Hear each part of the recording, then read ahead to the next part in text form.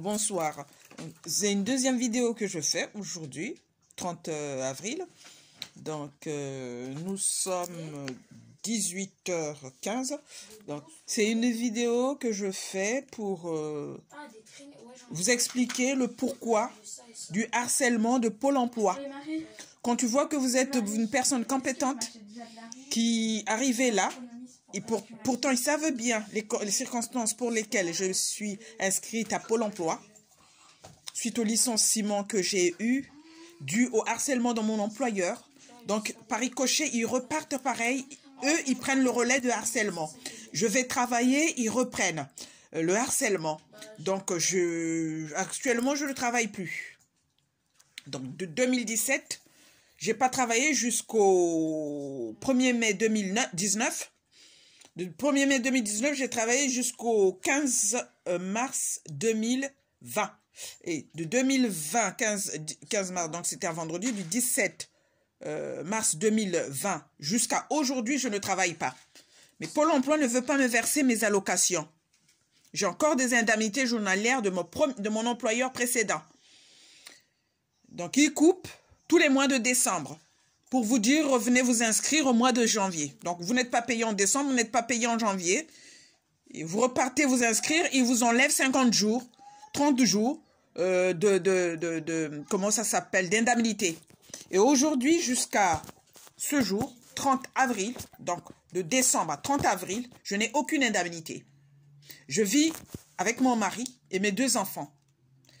Je fais, comment dirais-je, je paye des études de certains de mes neveux ou nièces qui font des études en droit. Donc, qui terminent le master en droit pour être avocat. Il y aura un examen à passer, mais pour être avocat. Après, continuer magistrat ou autre chose.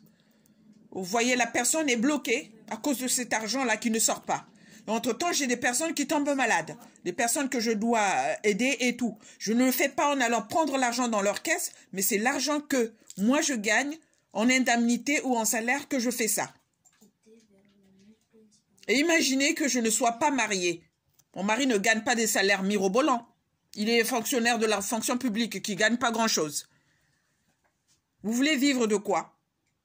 Ils pensent que le harcèlement plus l'hypertension artérielle qui m'ont provoqué, problème cardiaque, vous pensez que je vais laisser ça comme ça? Avec des décès dans la famille, des problèmes qui n'en finissent pas, des problèmes dans le couple. Pourquoi? À cause de ce harcèlement-là, il harcèle mon mari et ils se mettent de mèche avec les médecins psychiatres et d'autres. Et vous portez plainte, ils vont classer sans suite. Ils viennent jusque chez vous dans l'immeuble pour venir faire le piratage, vous envoyer des courriers de phishing, comme on dit, de harcèlement, et des courriers où ils vous, comment dirais-je, ils mentent des scénars ou des scènes pour vous tendre des pièges, des guet-apens, pour vous kidnapper, vous faire l'histoire d'Ilan Halimi. Vous voyez ce que Ilan Halimi a vécu? Donc, faire de vous un appât de gain. Est-ce que Pôle emploi peut faire des choses pareilles et être tranquille? Non. Donc, ils ont employé des djihadistes, ils ont employé des terroristes, des mercenaires, plein de gens indésirables dans la société, des gens qui ont fait des prisons, qui ont déjà tué. Donc, je vais vous lire le courrier qu'ils ont envoyé. Le courrier est là. Je ne sais pas si vous voyez. Job dating, infirmier confluent. Je suis cadre. Médecin étranger, cadre, infirmier, manager, spécialisé en, comment dirais-je, en management des entreprises, des organisations, management d'équipe. Vous voyez un peu le statut quand on vous réduit.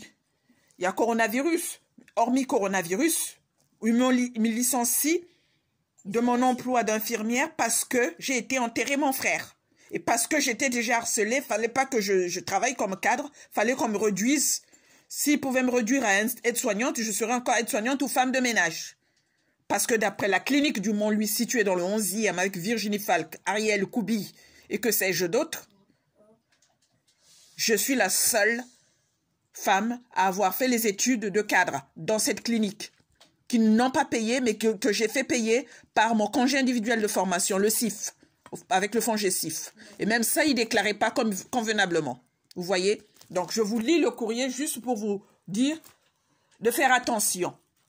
Donc, Pôle emploi vous envoie, soi-disant, un rendez-vous de travail et tout. On vous a trouvé, machin, vous n'êtes pas venu et tout. Puis, ils vous font des courriers comme ça. Vous rendez, vous vivez à Paris. Il faut vous rendre à Nantes. Vous vous rendez à Nantes, disparition. Vous voyez les disparitions qu'il y a eu déjà à Nantes. Après, on dit, ben non, c'est la police qui... Non, peut-être qu'on a kidnappé, on l'a emmené, puis après, on l'a jeté dans l'eau. Donc, faites très attention. Donc, voilà le courrier. Pôle emploi. Pôle emploi, pôle-emploi, @norepli, donc NOREPLY-6 Pôle. Puis après e-emploi.fr, machin. Donc, 30 avril 2021, 4h28, 4h28 du matin. À vous.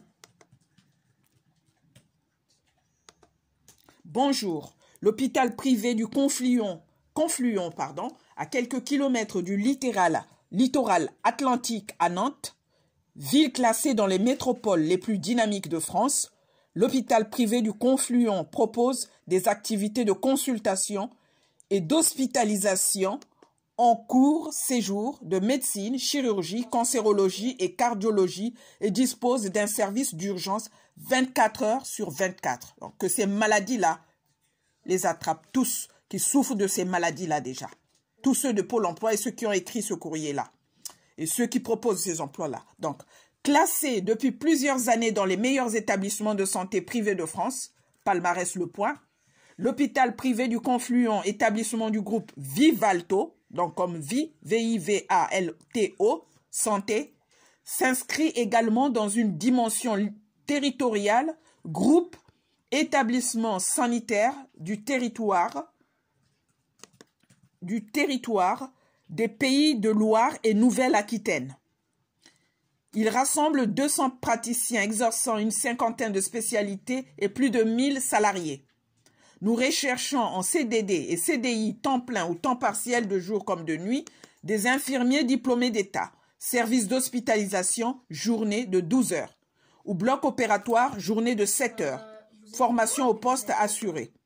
Pour plus d'informations sur les avantages à intégrer HPC, donc il donne le site https://fr.calameo, donc calameo.com/read, donc READ comme lire en anglais, 00604 38 72 25 37 A 76B 99C 1.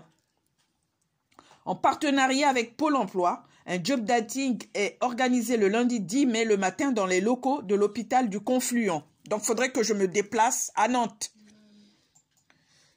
Pour postuler, adressez votre candidature CV et lettre de motivation à APE, donc A d'Anatole, P de Paulette, E d'Emmanuel, point 44 155 @pôle-emploi.fr en précisant Confluent IDE comme infirmier diplômé d'État. Après étude de votre candidature, vous recevrez une convocation en raison de la crise sanitaire. La convocation est obligatoire. Cordialement, tous mobilisés, machin truc et tout. Et voilà. Donc voilà le courrier. Est-ce que quand vous allez maintenant le montrer à Pôle emploi vous nargue, si je peux dire, ils ont, comment dirais-je, narquoisement, si je peux parler par tautologie, donc ils se moquent de vous, ils vous raillent, en vous disant, ben non, c'est pas nous qui avons envoyé ça, et machin, et truc et tout. Donc c'est pas la première fois que Pôle emploi fait ça. Pôle emploi cherche des problèmes avec moi, mais il me trouve. J'ai 2, 3 plaintes déjà contre Pôle emploi. Au TGI de Paris, ils ont voulu classer ces plaintes. Et ça continue. Or, s'ils avaient poursuivi Pôle emploi, ça serait arrêté. Donc, vous voyez, en même temps, par ricochet, je veux parler du laxisme du système judiciaire français. C'est pas une rigolade.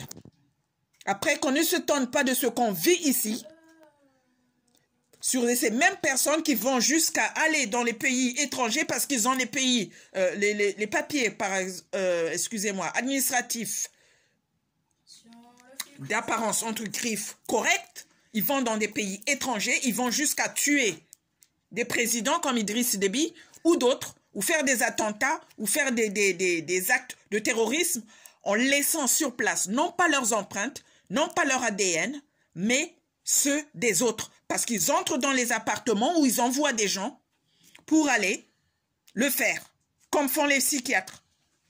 Tu tues, ou les pseudo-avocats, même les avocats. Tu tues, quand un juge fait semblant que tu as entendu des voix, que tu ceci et cela. Est-ce que vous trouvez ça normal qu'on harcèle une personne depuis 2003 que je suis ici dans ce pays, la France? Je dis pays de merde à cause de ça. Depuis 2003. Tu es arrivé sans maladie, tu te retrouves avec plein de maladies. Et on veut fustiger tes droits, ne pas te payer tes plaintes ou comment ça s'appelle, tes acquis, alors qu'on donne des acquis à tout le monde. Je ne touche aucune prime. Et c'est pas M. Macron qui me donne un centime. Je veux bien qu'on entende une bonne fois pour toutes. Je publie plein de messages, j'envoie plein de messages, j'envoie plein d'exhortations, de prophéties ou autres. Donc, qu'à cela ne tienne, qu'on fasse très attention avec les gens. On n'est pas dans ce pays pour jouer. Je suis pas ici en France comme une vulgaire vagabonde, prostituée ou une personne qui prendra comme prostituée, pour qu'ils fassent attention. J'ai été religieuse pendant près de 10 ans. J'ai été aspirante pendant 4 ans. Donc, l'éducation, je ne l'ai pas reçue dans la vie religieuse. Parce que c'est des prostituées qui sont en train de rentrer dans la vie religieuse pour des biens matériels. Pour avoir le gîte, le couvert et le dortoir. Je ne suis pas rentrée pour ça. Je suis née de parents propriétaires fonciers, du côté maternel comme du côté paternel. J'ai bazardé, si je peux dire. J'ai laissé à d'autres le soin de gérer ça pour aller au couvent servir Dieu. Je ne suis pas rentrée pour chercher un homme. Je suis sortie à cause de certaines personnes. Mais qu'on ne joue pas avec les gens comme ça, qu'on ne nargue pas les gens nuit et jour. Autrement, toutes les peines, toutes les souffrances, qu'on me les paye jusqu'à la lie. Et je n'épargne personne. Qu'on me paye tout, à moi et à tous les miens. Ou ça sera l'hécatombe pour tous. J'en ai fini. Je suis Théodora Lefebvre. Je suis loco, né de père loco. Elliot Loco, si j'ai rajouté Elliot Loco parce que j'ai subi des usurpations d'identité plusieurs fois. Vol de diplôme, vol de titre, vol de documents.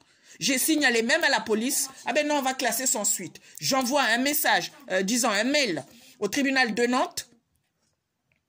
Le tribunal de Nantes ne répond pas jusqu'aujourd'hui. Ok, jouez avec vos identités, mais pas les miens. Même la naturalisation française, on ne me l'a pas donnée. Mais vous continuez à jouer, on joue et on verra. Merci.